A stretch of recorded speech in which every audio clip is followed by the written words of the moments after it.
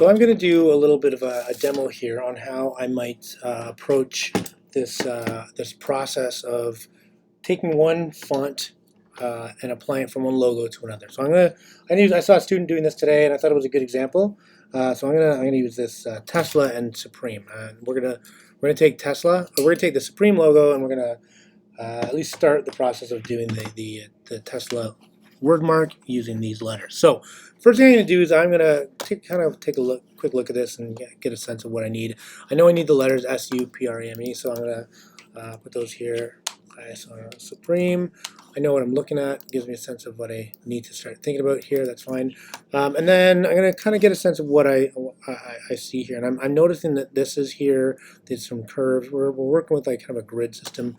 So I might go and I'm just going to, let's just sort of make a little grid here. So I'm going to go something like this. I should probably have a color selected. Let me make those. Okay. All right, so this, and I'm going to do another one here. So the letters, I'm looking at the letters here, and they're pretty squarish, right? They're not quite a square. Maybe they're pretty close. Anyways, we're gonna go with the square. So I'm gonna kind of add in my grid, something like this. And this is rough. I'm not doing this. I would probably do this in pencil, but I'm just doing this so that you can see it here. Now you know how in on like a digital clock, you can use this sort of shape to make all of your letters, right? Like I can use the Pathfinder here to make my point. Okay, so I can do this and make like a 5, right? Oops, gotta have them all selected. Let's try that again. Anyway, I hope you get the point here. I can like connect this and make myself an S, right, or a 5 or whatever. And that's one way to do this. So what I'm going to do is I'm using this sort of as my grid system so that I can make all my letters. Okay, so let's take a look at what I want to do. I want to do the S. I've already got the S, so what I'm going to do here is I'm going to take this guy and I'm actually going to create like that curve, the curve that you're seeing down here, right? We're getting that curve. I've got one here and I got one there, and I'm going to keep it exactly as is. I could add maybe a couple, like I like it here, so I could maybe do that as well here, but I think I might keep it the way it is. So let's do that. I'm going to go to my curved arc tool here, and I'm going to add in, there's one sort of here, and then it looks like there's another one. I think it actually goes the other way. I think it goes like this. Okay, and again, I'm not too worried about how exact this is. That looks about right. Let's get this guy out of the way here. Yeah, okay. And then maybe I'm just going to select it all and shape build that together. Okay, so there's that shape. I'm going to take this guy, move him out of the way. I can't. Film. Okay, so there's my first letter. Okay, and I'm going to do that, and maybe I'm going to do this maybe a little more neatly. I don't know. That was kind of rough, but certainly a start. Okay, next I'm going to do the same thing.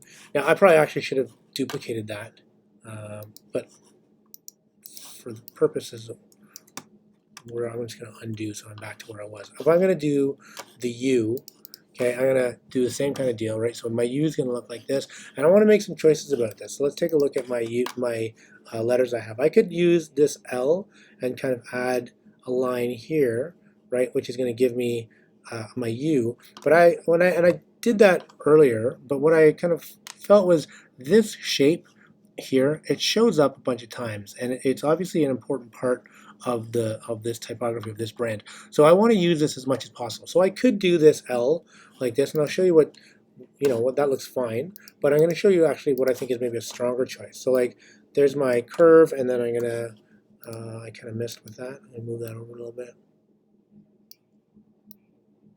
There. Okay, and then select it all and shape builder that together. Let's try that again.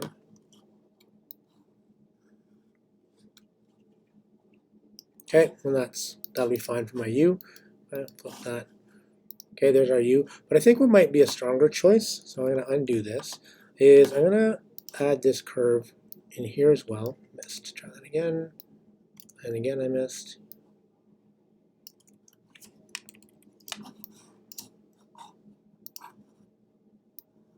Okay, so like there. Okay, and I'm going to actually, maybe I'll shape builder all of this together here. Okay, so, oops, too far. Okay, so there's my shape that I was talking about. Okay, I'm gonna make that.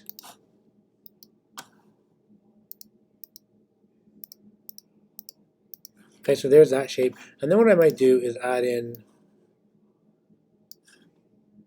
this kind of thing. And I feel like that is a stronger choice for the U. Is that here?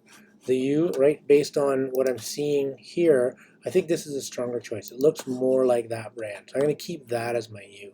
Right, so I want to make that kind of decision as I'm doing that and think about how this logo looks as a whole and consider that when making my design choices. Okay, so have a look at that. Decide. I'm going to see this E, which is great. I've got this E. That's going to have it show up a few times. I'm also going to have it. Let's see. I'm not sure how that M is going to work. That's going to be some decision making. Maybe I'm looking at this T and making some decisions. Maybe I keep the T and I have like little, these bars like this along the side. I don't know. I'm going to have to do some tests. Anyways, take a look at that and see where it ends up. Okay, great. Ciao.